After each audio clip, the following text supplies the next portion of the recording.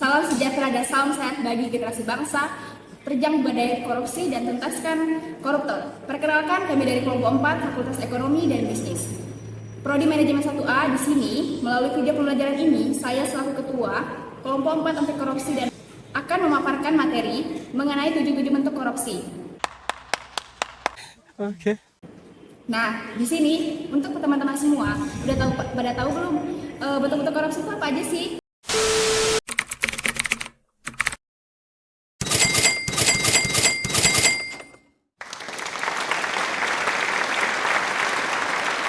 Oh my god!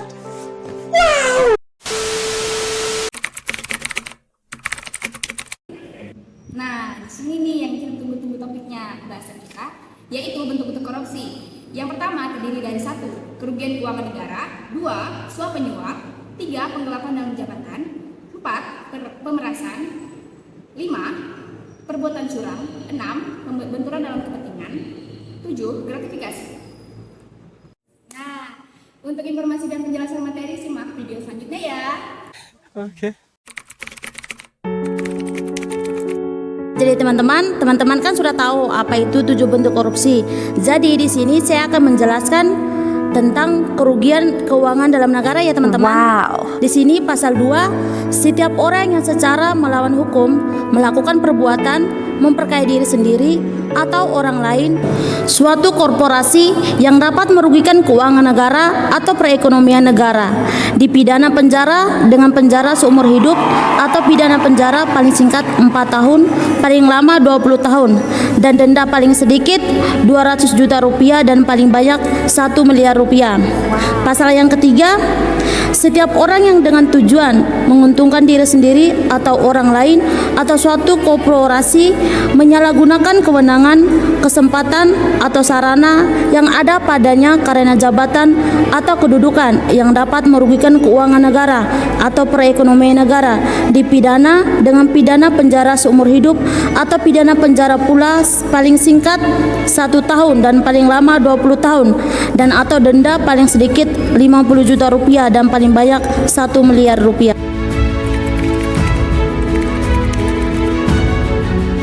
Di sini saya akan melanjutkan materi tentang suap menyuap, pasal 5 huruf A dan B.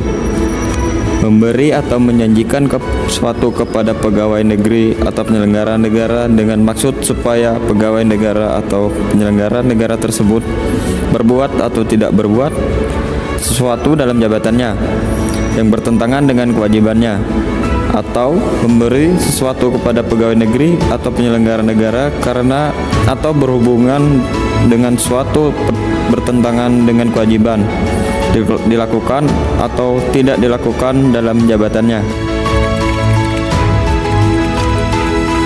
Materi yang saya akan bahas adalah penggelapan dalam jabatan. Siapa saja kau pejabat yang dapat terkena kasus penggelapan dalam jabatan ini, yaitu pegawai negeri atau orang selain pegawai negeri yang ditugaskan menjalankan suatu jabatan umum secara terus-menerus atau untuk sementara waktu. Sebelumnya, penggelapan dalam jabatan ini diatur dalam pasal 8, 9, 10 huruf A, B, dan C. Dalam pasal 8 ini dijelaskan bahwa pegawai negeri atau orang selain pegawai negeri dengan sengaja menggelapkan uang atau surat berharga yang disimpan karena jabatannya, atau membiarkan uang atau surat berharga tersebut diambil atau digelapkan oleh orang lain, atau membantu dalam melakukan perbuatan tersebut, dapat dipidana dengan pidana penjara paling singkat 3 tahun dan paling lama 15 tahun, dan didenda paling sedikit 150 juta rupiah dan paling banyak 750 juta rupiah. Dalam pasal 9 dijelaskan bahwa pegawai negeri atau orang selain pegawai negeri dengan sengaja memalsukan buku-buku atau daftar-daftar yang khusus untuk pemeriksaan administrasi dapat dipidana penjara paling singkat 1 tahun dan paling lama 5 tahun dan denda paling sedikit 50 juta rupiah dan paling banyak 250 juta rupiah. saya akan menjelaskan materi tentang jenis-jenis korupsi yang berfokus pada poin yaitu pemerasan. Sebelumnya mari kita pahami dulu apa itu pemerasan secara pandangan umum. Pemerasan atau chantage merupakan istilah dalam hukum pidana untuk pemerasan atau pemfitnahan.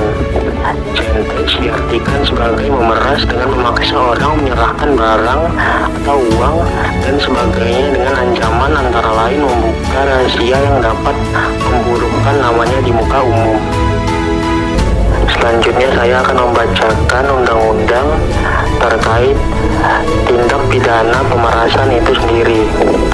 Berdasarkan Undang-Undang Nomor 31 Junto Undang-Undang Nomor 20 Tahun 2001 tentang pemberantasan tindak pidana korupsi, yang pertama ada di pasal 12 poin E yang berbunyi pegawai negeri atau penyelenggara negara yang dengan maksud menguntungkan diri sendiri atau orang lain secara melawan hukum atau dengan menyalahgunakan kekuasaannya memaksa seseorang memberikan suatu, membayar atau menerima pembayaran dengan potongan atau untuk mengerjakan sesuatu bagi dirinya sendiri. Selanjutnya ada pada pasal 12 poin F yang berbunyi pegawai negeri atau penyelenggara negara yang pada waktu menjalankan tugas meminta, menerima atau memotong pembayaran kepada pegawai negeri atau penyelenggara negara lain atau kepada kas umum seolah-olah pegawai negeri atau penyelenggara negara yang lain atau kas umum tersebut mempunyai utang kepadanya, padahal diketahui bahwa hal tersebut bukan merupakan utang. Dan pasal terakhir ada pada pasal 12 poin G yang dimana berbunyi pegawai negeri atau penyelenggara negara yang pada waktu menjalankan tugas meminta atau menerima pekerjaan atau penyerahan barang seolah-olah merupakan utang kepada dirinya, padahal diketahui bahwa hal tersebut bukan merupakan utang.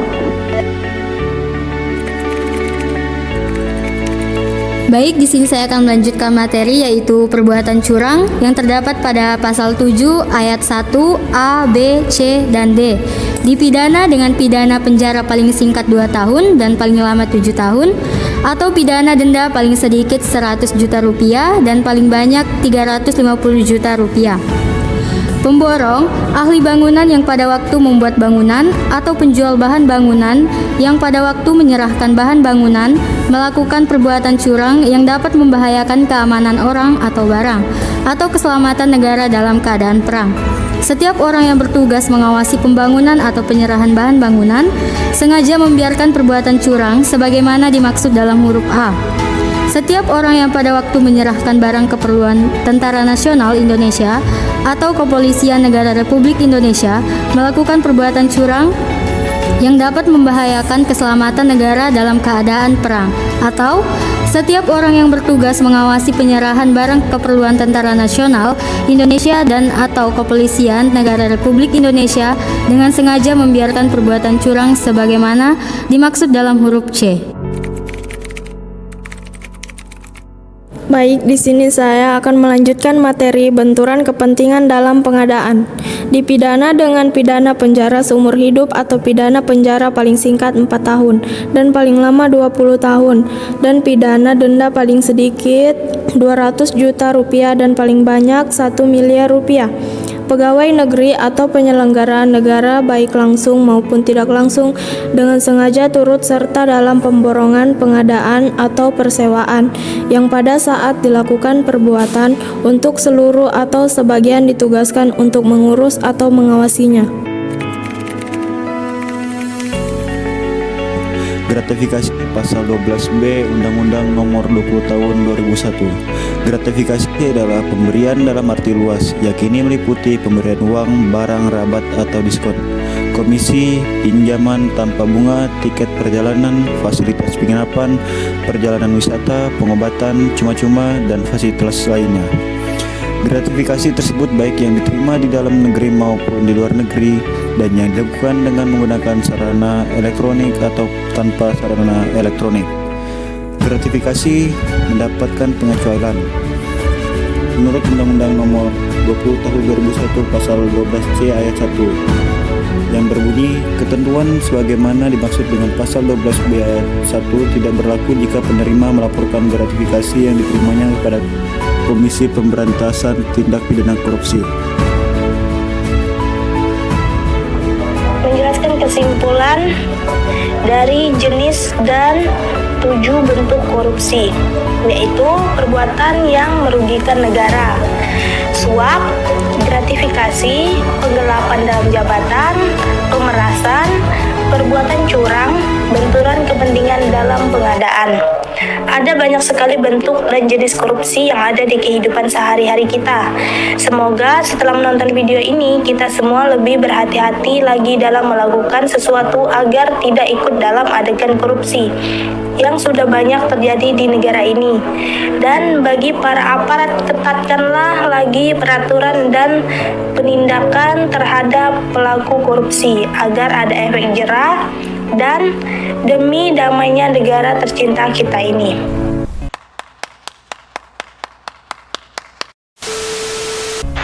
Terima kasih atas perhatiannya. Sebelumnya, kami mohon maaf apabila dalam penyampaian mungkin ada kesalahan kata atau beberapa pernyataan yang kurang tepat. Karena kami hanyalah manusia biasa yang tidak luput dari kesalahan. Dan kami sangat menghargai waktu yang Anda habiskan untuk mendengarkan video pembelajaran yang telah kami sampaikan. Dan semoga video pembelajaran ini dapat memberikan manfaat bagi kita semua. Mungkin cukup sekian yang dapat kami sampaikan.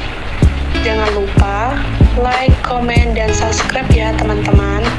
Dan bantu share juga ke teman yang lainnya. Terima kasih.